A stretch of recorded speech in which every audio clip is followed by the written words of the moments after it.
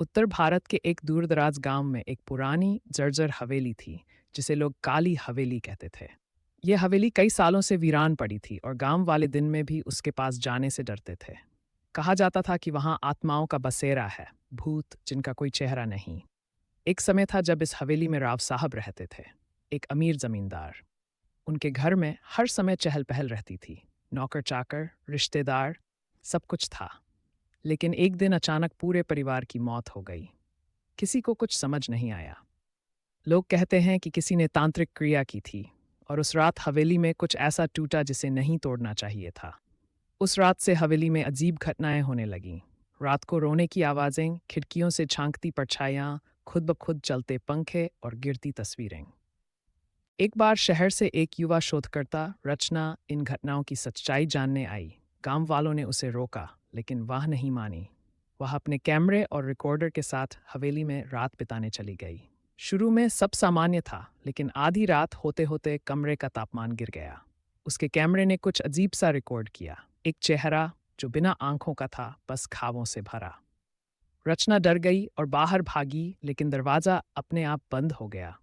तभी दीवार से एक आवाज आई, तुमने हमें जगा दिया है, अब तुम भी यहीं रहोगी। अगले दिन रचना का कैमरा तो मिला, पर वह खुद नहीं। कैमरे में आखिरी फुटेज थी। रचना दरवाजे की ओर दौड़ती हुई और उसके पीछे कई काले साए। अब गांव वाले उस हवेली को और भी डरावना मानते हैं। कोई बच्चा अगर गलती से भी वहां चला जाए तो उसे तेज बुखार हो जाता है। कहते हैं हवेली के अंदर जो आत्माएं हैं वे अब चैन से नहीं रहती। वे बाहर आने का रास्ता ढूंढ रही हैं। और हर पूर्णिमा की रात हवेली से एक चीख गूंजती है, हम अभी मरे नहीं हैं।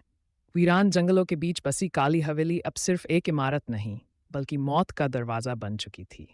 गांव वाले कहते हैं कि वहां कोई नहीं मरता, बल्कि वहां की आत्माएं जीते इंसानों को खा जाती हैं। जिस रात रचना नाम की लड़की वहां गई थी, उसके बाद गांव में अजीब घटनाएं शुरू हो गई।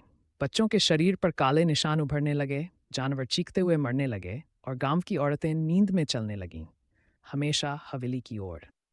रचना के कैमरे में जो आखिरी फुटेज मिली थी, उसमें एक पल ऐसा था जिसमें उसका चेहरा डर से विकृत हो गया था। लेकिन सबसे डरावना था कि उसके पीछे एक साया नहीं, बल्कि चार छायाएं थीं, जिनके सिर उल्टे थे और मुंह से खून टपक रहा था। किसी ने उस फुटेज को देखने के बाद खुद को बंद कमरे में फांसी लगा ली। अब हवेली के आसपास एक अजीब सन्नाटा रहता है। पक्षी तक वहां उड़ते नहीं। हवेली के पास खड़ी कोई भी चीज, पेड़, पत्थर, दीवार, सब काले धब्बों से भर जाती है। कहते हैं हवेली में रहने वाली आत्माएं अब भूख से पागल हो चुकी हैं। वे इंसानों की आवाज सुनकर जाग जाती हैं और फिर कोई नहीं बचता। एक रात दो जासूस वहां गए। उन्होंने रेडियो से संपर्क रखा, लेकिन कुछ मिनटों बाद ही रेडियो से सिर्फ एक आवाज आई, हमें खाना मिल गया है, अब अगला कौन आएगा। वे दोनों कभी नहीं लौटे। अब गांव के मंदिर में हर रात शंख बजाया जाता है ताकि आत्माओं की भूख न बढ़े। लेकिन कहा जाता है जिस दिन शंख बजना बंद हो गया, काली हवेली खुद चलकर गांव में आ जाएगी। और हर पूर्णिमा की रात हवेली से अब चीख नहीं आती, बल्कि कोई औरत हंसती है और कहती है, मैं रचना हूं, आओ, मेरा इंतजार बहुत हुआ। जब गांव के मंदिर में पहली बार शंख नहीं बज पाया, उस रात कुछ बदल गया। आसमान पर बादल नहीं थे, लेकिन बिजली कड़क रही थी। हवा में अजीब सी सड़न थी, जैसे कोई मरा हुआ शरीर सड़ रहा हो। काली हवेली की दरारों से धुआं निकलने लगा। वह कोई साधारण धुआं नहीं था, वह भूतों की भूख थी जो गांव की तरफ बढ़ रही थी। रचना की हंसी अब केवल हवेली तक सीमित नहीं थी, अब वह गांव की गलियों में सुनाई देने लगी। बच्चे डर के मारे नींद में पेशाब कर देते और कई बूढ़े तो डर से ही मर गए। एक रात गांव का मुखिया अपने बेटे के साथ लापता हो गया। अगले दिन मंदिर की सीढ़ियों पर उनका सिर्फ खून से लिखा हुआ एक संदेश मिला, हमें अब शिकार करना आता है, तुम्हारी बारी है। गांव वालों ने तांत्रिकों को बुलाया, लेकिन जैसे ही उन्होंने हवेली के दरवाजे पर पूजा शुरू की, हवेली की खिड़कियां खुद ब खुद खुल गईं। अंदर से चीखें नहीं, बल्कि हंसी, रोना और मांगने की आवाजें आईं। पानी दो, भूख लगी है, मैं जिंदा हूं। तांत्रिकों ने वहां एक यंत्र गाड़ा।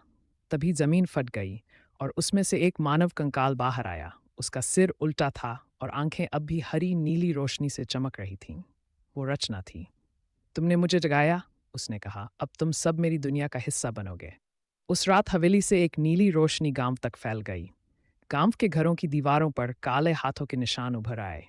जो कोई सोता उसे सपने में हवेली बुलाती और सुबह उसकी आंखें सफ़ेद हो जातीं। गांव अब गांव नहीं रहा। वह अब एक छाया है जहां रातें कभी नहीं बीतीं और दिन कभी आता नहीं।